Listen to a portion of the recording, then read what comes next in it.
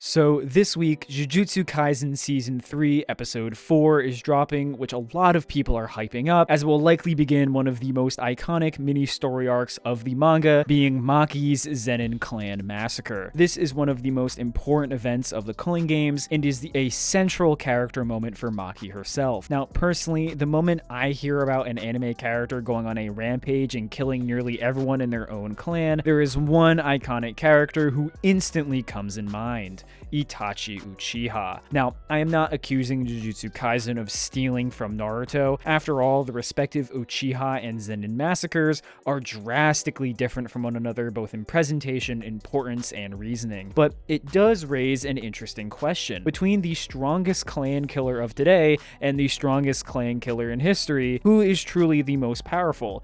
Who wins between Maki Zenin and Itachi Uchiha? Let's find out. If you like this kind of stuff, make sure to like and subscribe. I'm trying to hit 100,000 subscribers this year, and I can only do that with your help. With that being said, let's jump right in. Now, this video will contain information found exclusively within the Jujutsu Kaisen manga in order to give the complete overview of Maki's full abilities, powers, and skill set. As always, I will avoid as many plot points as possible and just focus on the exact scaling and nothing else, but nevertheless, this is your formal spoiler warning. Cool. In the world of Jujutsu Kaisen, Maki exists within an incredibly unique category that sets her apart from everyone else that is really only shared by one other person, Toji Zenin. Both of them have a heavenly restriction that partially and eventually completely removes all cursed energy from their bodies in exchange for immense physical capabilities. While this does initially sound simple, Maki ends up being far more competent and diverse of a fighter than just someone who punches and kicks hard, though she does plenty of that as well. Most of her progression comes from mastering and then fully realizing her heavenly restriction, leading her to have massive amounts of strength growth across the series, at least compared to some other characters. Megami. When we get first introduced to Maki, she is already being underrated by the greater world of JJK, being intentionally ranked as a grade 4 sorcerer when pretty much everyone agrees she's much closer to the grade 2 level, with her performance eventually getting her at least recommended for grade 1 consideration. According to the grading system, this puts her physical abilities at worst from anywhere from around that of a shotgun to potentially the level of a tank,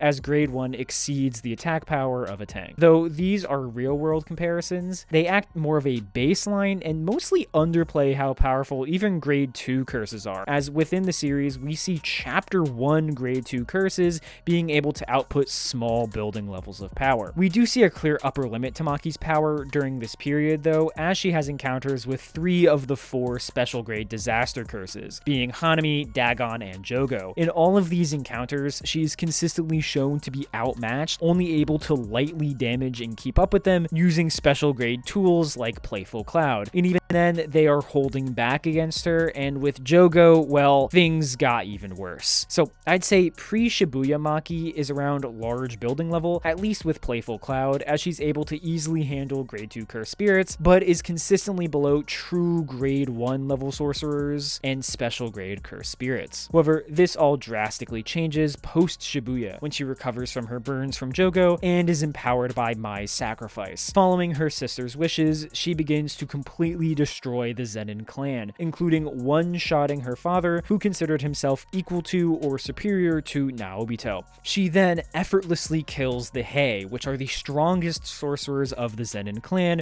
who are all semi-grade 1 level in power, before taking on Naoya. Now, Naoya is one of the stronger semi-grade 1 sorcerers in the story, being a bit of a speed merchant able to blitz around the likes of Chozo and Yuji. While initially able to smack Maki around, she eventually figures out the 24 frame rule of his curse technique and one-shots him.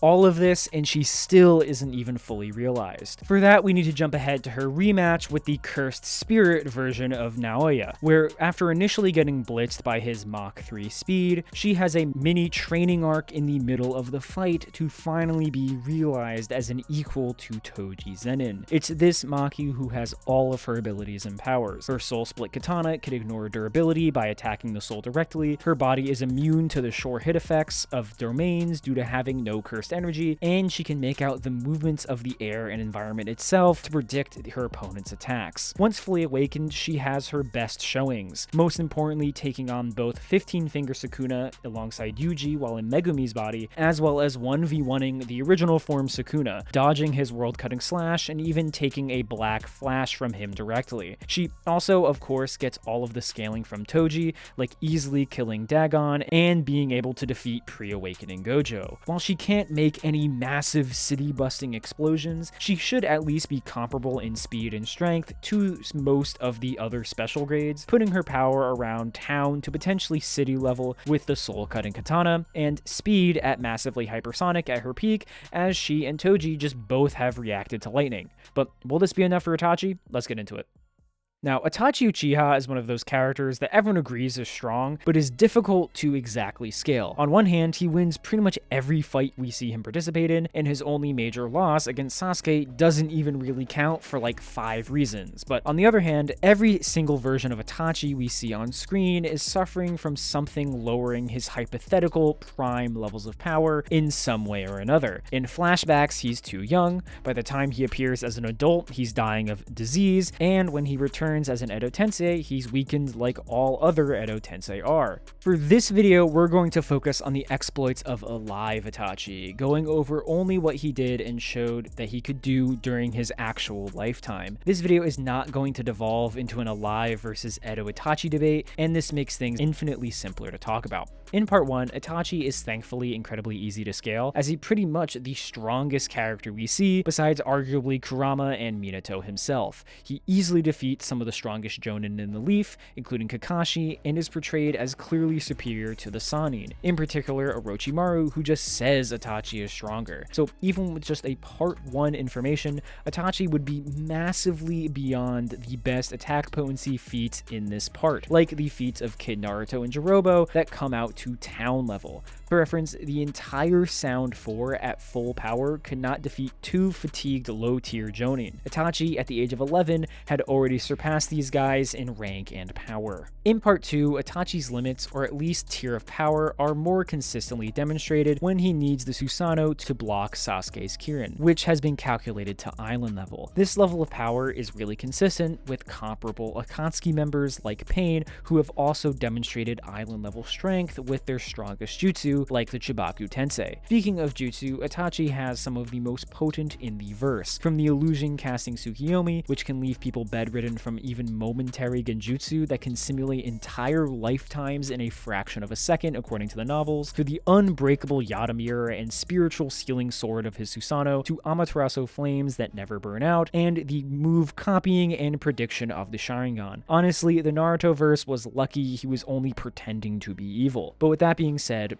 who actually wins this? Now, when looking at their abilities, Maki and Itachi have a good deal in common, or have abilities that cancel each other out. Both have abilities that let them predict opponents' movements and attacks, both have spiritual attacking swords, and due to having no cursed energy or chakra, Maki would likely be immune or resistant to genjutsu, at least when equalizing energy systems. However, the stat gap cannot be ignored. Even the low ball of just part 1 Itachi's physicals put him at or above Maki's strength without some kind of ludicrous rank, and speed is even worse. While at first it seems they both are just lightning timers, Kirin is actually stated to be a light speed attack, a level of speed that no one in Jujutsu Kaisen is able to achieve at the moment, as even sub-light speed is considered beyond anything a human has ever done. Plus, there are many extra abilities Itachi has that simply give him the edge even if speed and strength were the same. Maki has nothing for Amaterasu, or even just Fireball Jutsu. We see how she did against fire last time. Plus, saying they have equivalent abilities is a bit unfair to Itachi. For example, comparing their spiritual weapons is a bit of an overgeneralization. Itachi's Totsuka blade is just a better version of the soul-splitting katana. The soul-split katana isn't a guaranteed one-shot. Many characters have survived getting stabbed by it. Meanwhile, the spiritual sword literally seals away the opponent's physical and spiritual body on contact. The same thing goes for the Sharingan versus Maki's environmental sense. The Sharingan's prediction is shown to be far more in-depth, to the point of literally copying the opponent's physical moves and abilities and literally seeing visions of future attacks, something Maki cannot replicate to the same level. Unfortunately, when it comes to characters who have killed their own clan, the original is the clear winner. If you made it this far, thank you so much for watching. I promise I don't have anything against Jujutsu Kaisen, it's genuinely just really hard to find fights where they win. But as always, thank you to my members, and I'll catch you guys in the next one. See ya.